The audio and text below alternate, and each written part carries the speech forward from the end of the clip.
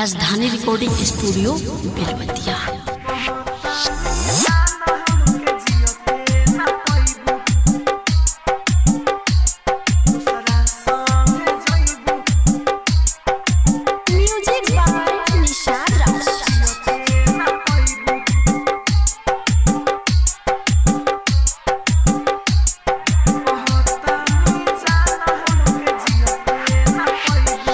अगर तू डोली में दूसरा संग जाइबू कहतानी जाना हमके जियते न पाइबू।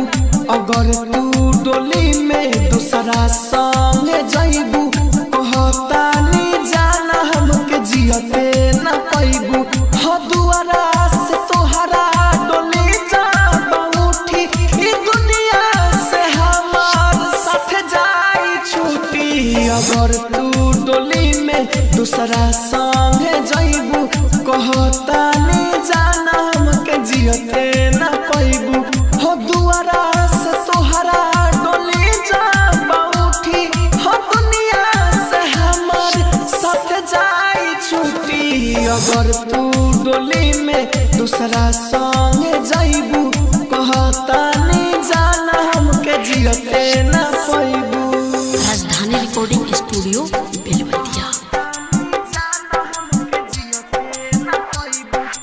म्यूजिक बाय निशाद राज।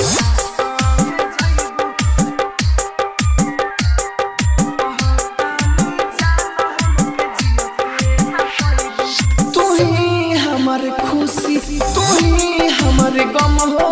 रब से मांगिले खाली तोहके हम हो।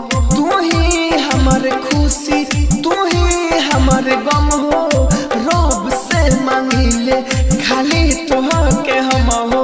मिलन बारू बड़ी मुश्किल से कैसे निकाली तोहरा के दिल से। कैसे निकाली हो तोहरा के दिल से हो।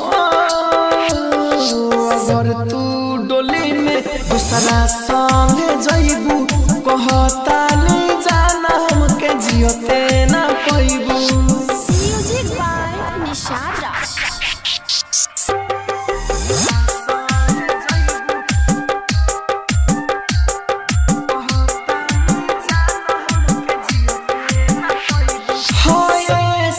आलम के तू छोड़ी हन साथ हो। राहुल राजधानी से पारी हन घाट हो। ऐसे आलम के तू छोड़ी हन साथ हो। राहुल राजधानी से पारी हन घाट हो। इहा उड़ावा मोहब्बत के रंग हो। शकील सादे कालिम के संग हो। शकील सादे कालिम के संग हो। अगर तू डोली में दूसरा संग जाइबू सच कहतानी हमके जियते न पाइबू। हो दुआरा से तोहरा डोली जाबा उठी हो दुनिया से हमार साथ जाई छूटी। अगर तू डोली में दूसरा संग जाइबू कहतानी जाना हमके जियते न पाइबू।